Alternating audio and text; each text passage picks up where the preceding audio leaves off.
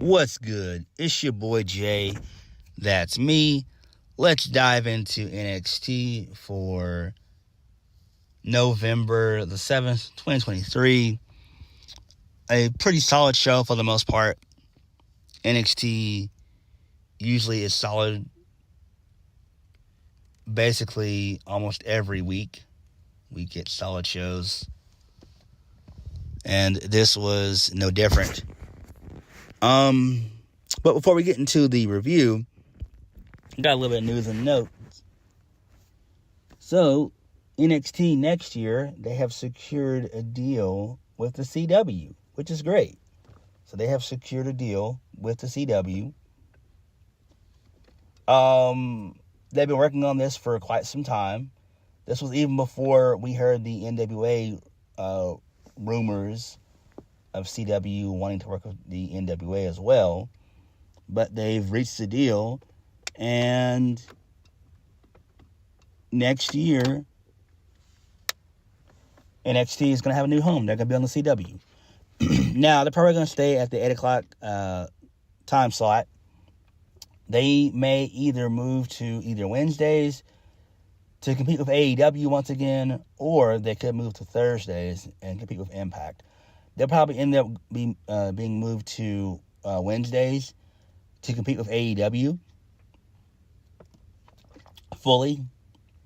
And I see SmackDown going back to Tuesdays and it reverting back to SmackDown Live like it was back in 2016, from 2016 to 2019.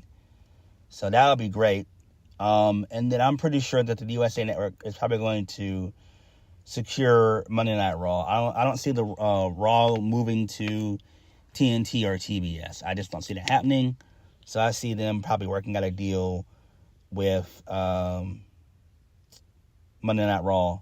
So that's great. And the fact that NXT gets to stand alone by themselves with a TV deal that massive is great. Because you can reach so many homes with the CW, because you don't even have to have cable to get the CW. You can get the CW with basic cable. So that's great. And I am happy for Shawn Michaels. I'm happy for the NXT roster. Now, do I see NXT going on the road? Probably not. They're still probably going to be doing stuff out of the Performance Center, more than likely. And then they'll just go on the road just for premium live events. But this is great news, and I'm excited for this. They're probably still going to be using most of the main roster to kind of keep that trend alive and keep it going, which I'm fine with. I have no problem with it. So we'll probably get, more Judgment Day. Seth Rollins may pop up here and there. Same thing with Becky Lynch. We might get maybe like an Io Sky, Kairi Sane pop up here and there. Bianca Belair, same thing. So they'll probably end up putting some main roster talent on there, and they'll continue to use that formula. So that's great. That's great, and I'm excited for them. I do see the CW also keeping the NWA, even though the NWA did some stupid shit. For those of you that don't know, Father James Mitchell did like a skit during one of the NWA pay-per-views not too long ago, where he was doing cocaine with a couple of females, and yeah, not a good look. So I do think that the CW will keep the NWA. They'll probably put them on at a weird hour, so probably either between like the hours of midnight and 3 a.m. They'll probably end up coming on at like midnight, maybe even like 11 p.m. on Wednesdays. So that could be a possibility. But NXT getting this deal striking this 5-year deal with the with the CW is tremendous, and I'm happy for everyone involved. All right, so let's go ahead and get into the show.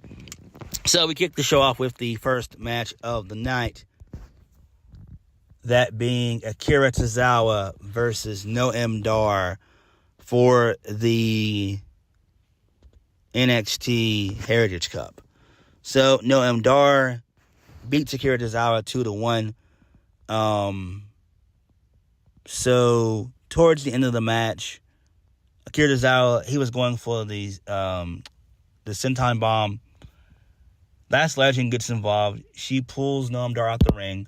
This allows Noam Dar to hit the Nola Rolla for the 1, 2, 3.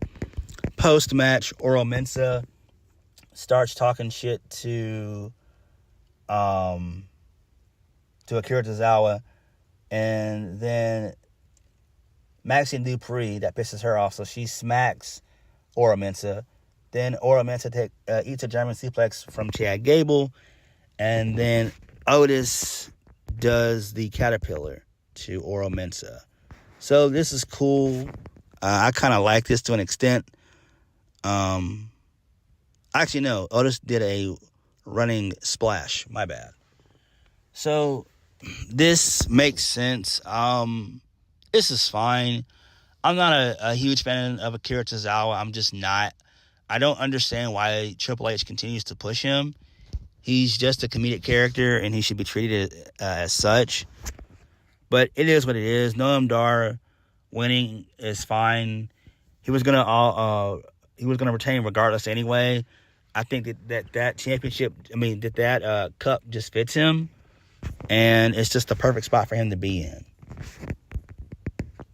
Moving on. So Kelani Jordan, she's in the locker room. She's blaming Elektra Lopez for costing her the NXT Women's Breakout Tournament finals last week. So Elektra Lopez and Lola Vice, they accused Kelani Jordan of being jealous. Roxanne Perez that Lola Vice should focus on being a champion instead of making enemies out of the entire women's roster. And then that sets up for the tag match between both teams later on in the evening. I am getting very annoyed and tired of Roxanne Perez. I don't like her character. She sounds like she's in high school, like she just graduated high school. She sounds like she's like 18. And I don't like that. Roxanne Perez, to me, has no character. I used to like her last year and back in 2021. But as of late, she's just completely soured on me. And I'm just over her. I'm over her. I get it. She can have okay matches and stuff. But her character and her gimmick is so fucking garbage. She needs a gimmick change like no one's business. She really does. Like, she's gotten super annoying. You could easily hear the boos when she walked in the locker room. There were audible boos that I heard. And I'm like, I don't blame them for booing, because Roxanne Perez has just been shoved down our throats for a while. And it's just like, come on, Sean. She needs a gimmick change. Moving on. So, Lyra Valkyria, she comes out and she addresses the NXT universe with how she defeated Becky Lynch. She says that, whoever said that you shouldn't meet your heroes, well, they never met Becky Lynch, because she's a true legend. She said that she defeated an icon, and now she has the finest prize in NXT around her waist. At Halloween Havoc, Becky and her brought it. Becky sure as hell brought it too. She said she wanted to thank the crowd for making that place feel like magic. And then she also said that we showed the world what a main event women's title match is all about. And she said, you've all seen my story, and every bit of it is true. She said that she's not the only woman who dreams of holding this. I'm like, can we please stop saying the word dream? Can we stop it? And then out of nowhere, Lyra Valkyria is continuing her promo by saying, I know that the locker room is packed full of hungry competitors that want to take this from me. And Lyra Valkyria responds by saying, I know that all their eyes are set on the Iron Survivor Challenge at NXT Deadline. And then out of nowhere, Xia Li comes to the crowd. So Xia Li gets into the ring. She said, did you see what I did to your hero Becky Lynch last night? Lyra responds by saying, yeah, I saw your attack, all because Becky told you that if you wanted a championship, you should go and win one. And then Xia Li says that she plans to take Lyra's. And then out of nowhere, Xia Li drops one of the security cards with a spinning heel kick, which was great. The guy sold it like $1 million. Great sell. That was great. I loved it. I loved it. So, and then Lyra and Xia Li, they have a stare down. So this is fine here. I would imagine that the two of them will face each other at either NXT Deadline, or they could do it on a random episode of NXT. But I think it would make more sense to put it on the pay-per-view. I think that would be great. You can get 2 women's matches out of that. You know, you got the Iron Survivor Women's Challenge. You've got that, and then you've got Lyra and Xia Li. So you can continue the story there, and that's what I would do, because you can still build it up. You got a month to build it up. You got 4 weeks. So yeah, I mean, I don't understand why you would just waste that on a random episode of NXT. I think it would make more sense to put it on NXT Deadline. Next, moving on, we got a Tyler Bate vignette. So that's fine there. Again, I like Tyler Bate, but Tyler Bate needs a character change. He needs a gimmick change. I'm tired of it. Moving on. So, Briggs and Jensen offer Fallon Henley some major encouragement ahead of her big match against Tiffany Stratton. Moving on. So, the Alpha Academy, they're going to appear next week. The edition of Super Nova Sessions. Then Drew Gulak interrupts and says that Chad Gable should be wiser with who he decides to surround himself with. Otis then challenges Drew Gulak to a match later on tonight. And that was great. So I did enjoy that. I thought that was great there. Again, Drew Gulak and company are fine. I like all of them, from Damon Kemp, Charlie Dempsey, and Miles Bourne. So I'm fine with that. Moving on. Tiffany Stratton versus Fallon Henley. So Tiffany Stratton wins via the prettiest moonsault ever, which is great. So she is officially the first woman to qualify for the Women's Iron Survivor Challenge. And this makes perfect sense. This was a good match, though. There was one part in the match where Tiffany Stratton just threw Fallon Henley. She did like a fallaway slam and just threw her out the ring. And then the crowd popped, holy shit. And I was like, what the fuck? It was insane. I was like, oh, damn. I hope that she's okay. Because that looked nasty, man. That looked nasty. I'm like, damn. Moving on. So, Mackenzie Mitchell, she had a backstage interview with Wes Lee, who I forgot to mention returned last week. Wes Lee said that he couldn't leave his head hanging down. He was on a never-ending hamster wheel. He had to hop off track, but he's back now. He's got a list of things to do. He wants to smack Dominik Mysterio in the mouth and get back his NXT North American Championship.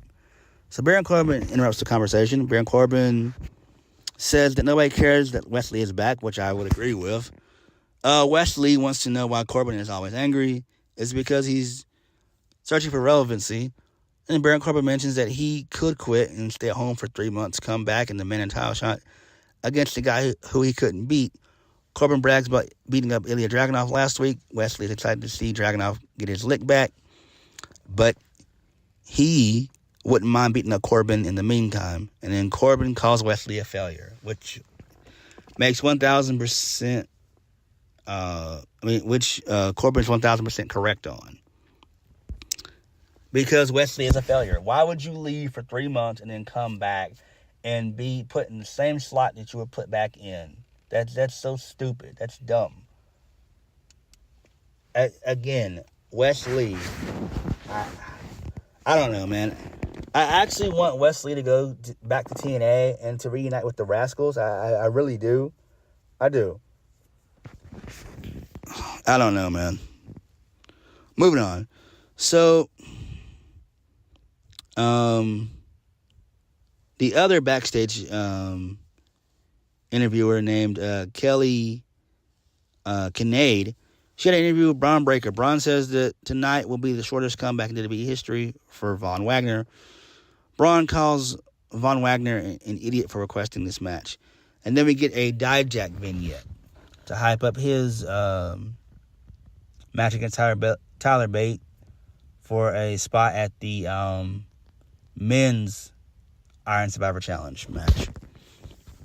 So this leads us into Braun Breaker versus Von Wagner. So Braun Breaker wins via the spear. Post-match, Von Wagner power bombs Braun Breaker to the announce table, which is great. The crowd popped hard on that, and this was a good little match. Robert Stone got involved in some points of the match, so I'm fine with this. Von Wagner getting his comeuppance on Braun is fine. Like Vic Diesel said on commentary, Von Wagner putting Braun Breaker through a table is more important than winning the match, which is correct, if we're being honest. Moving on. So, again, D. Mitchell had a backstage interview with Carmelo Hayes. Carmelo Hayes says it's been a turbulent couple of weeks because he wants to get Melo's thoughts on Trick's return last week. Melo said that he was shocked that his boy came back so quickly from a brutal attack. He was there when they loaded Trick into the ambulance. Melo knows what Mackenzie's trying to do. He didn't attack Trick. Melo said that he saw the look in his eyes and knows that Trick is listening to the outside voices that are pointing fingers directly at him. Trick wants answers face to face, and that's what he's going to get. Then we get a Brawling Brutes vignette, and they're talking trash about Out the Mud. And I'm just like, oh my God, who gives a fuck? I cannot stand the Brawling Brutes. We need Sheamus back. We need Sheamus back. Is Sheamus injured? I hope he's not. Moving on. Roxanne Perez and Kelani Jordan versus Lola Vice and Elektra Lopez. So Roxanne Perez and Kelani Jordan get the win via the Pop Rocks into the split-legged moonsault for the 1, 2, 3, and then post-match, Carmen Petrovich, she attacks Ariana Grace from behind and wants her to shut the hell up. So I do like that. I think they're gonna end up putting them together as a tag team. I love the character work of Ariana Grace. She's so good. She's like this Miss America beauty queen type chick that she's playing, which is great. I forgot to mention that Ariana Grace, she appears on the stage and wishes all four ladies luck in the match. Forgot to mention that. So, yeah, that's pretty cool there. Next, we get another creepy, weird, eccentric Joe Gacy vignette. And I'm just like, what the fuck is going on, bro? Like, can we stop with the Bray Wyatt references. Like, can we stop this? Like, first Vincent is doing it in AEW / Ring of Honor, and now Joe Gacy's still doing it. It's like, can we stop this? Like, it doesn't make any sense. Like, what do these vignettes mean? What's Joe Gacy going to be doing going forward? Like, what? Moving on. So, Ilya Dragunov, he cut a promo. He said last week he wanted to use every gram of energy to dispatch Carmelo Hayes. Ilya said that he could barely put one foot in front of the other. That's how drained he was from that trilogy. He's a warrior. I looked very fondly on our several battles, but as I turn the corner, I get dropped by a force last week. Baron Corbin, you saw a little window of opportunity and you took it. But you know my eyes are the window to my soul, so take a good look. We have met before, but with this title on my shoulder, I'm a different man. So Baron, if you remember one thing, remember this. The only person that can slay the dragon is the dragon himself. I'm like, damn, great promo there.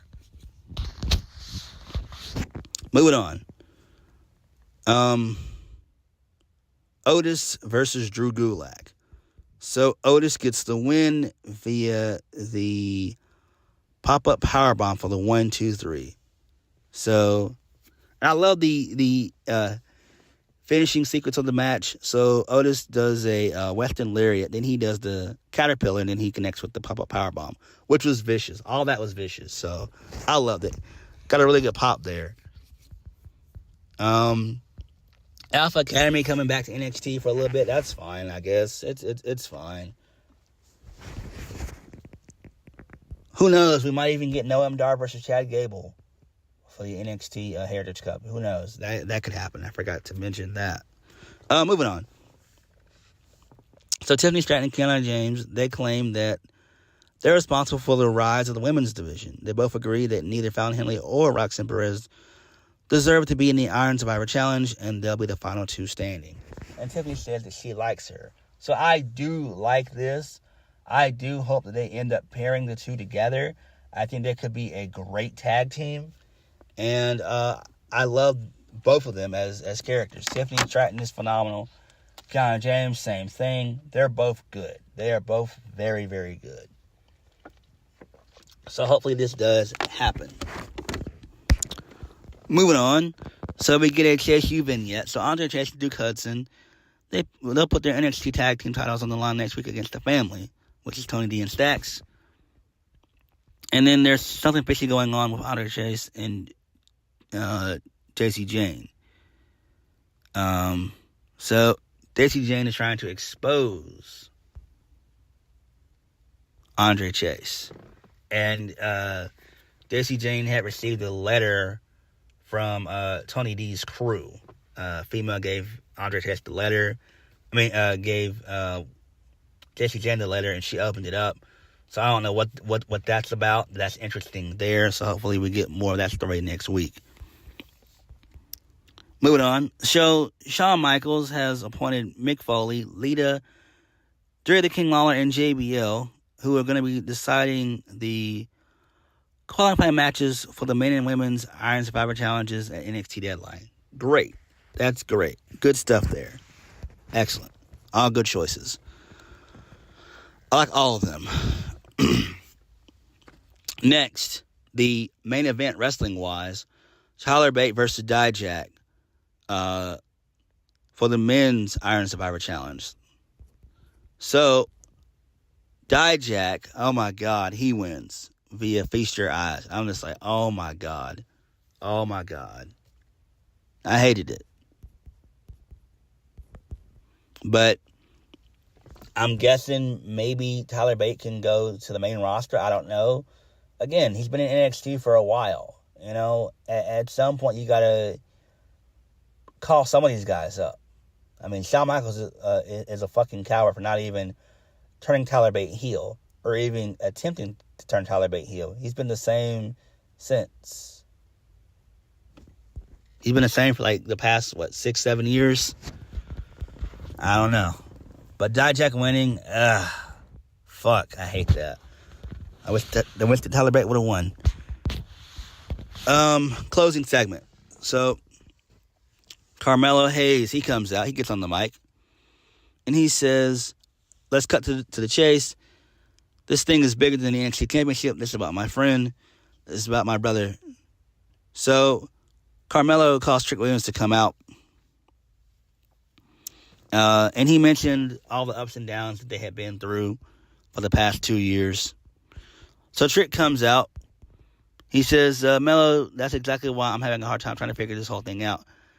Because over the last 2 years, I've done nothing but put the Trick and Melo game first. Your success has been my success. Every single time you won a championship, man, I was so proud of you. I felt like I won a championship myself. I heard all the critiques. I took all the beatdowns on the side. I did whatever it took so that Melo, whenever Melo shoots, he didn't miss. And then Carmelo Hayes, he responds by saying, we're like Kobe and Shaq, Jordan and Pippen. When I won, you won. And then Trick was responding by saying, man, look, I had your back all this time. Why can't you have my back?